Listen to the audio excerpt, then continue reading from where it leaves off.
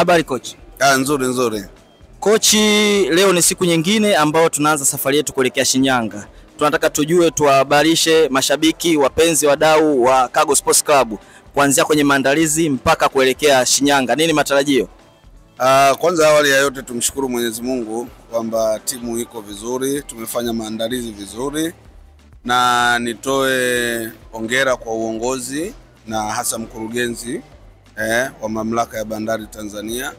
Ni kwamba tunakwenda kuiwakilisha bandari, na sisi kila mkoa tuna bandari, iwe bandari kavu iwe bandari ya kawaida. Kubwa ni kwamba vijana wako vizuri, technique tactics tuko vizuri, na wako tayari kwa mapambano kuhakikisha tunakwenda kupata nafasi ya kuweza kwenda kucheza hatua ya 8 bora. Kwa hiyo tuko vizuri na tumefanya maandalizi na tuna kila kitu ambacho kinastahili kufanya kwenye maandalizi tumekifanya. Asante coach, na nini matarajio na ahadi kwa viongozi, mashabiki na wapenzi wa Cargo Sports Club?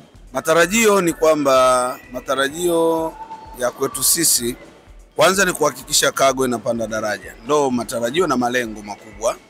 Hayo mambo mengine tunamwachia Mwenyezi Mungu, lakini tumejipanga vizuri kuhakikisha kwamba, na kwa nini najivunia hivyo, kwamba vijana wangu wako vizuri, sina injury kubwa, na niseme tu kwamba tunakwenda Kahama Shinyanga kwenda kupambana kuweza kupata nafasi ya kwanza au ya pili ili tuende kwenye 8 bora. Maana hatuwezi kupanda kama hatujapata nafasi ya kwanza au ya pili. Sasa kwa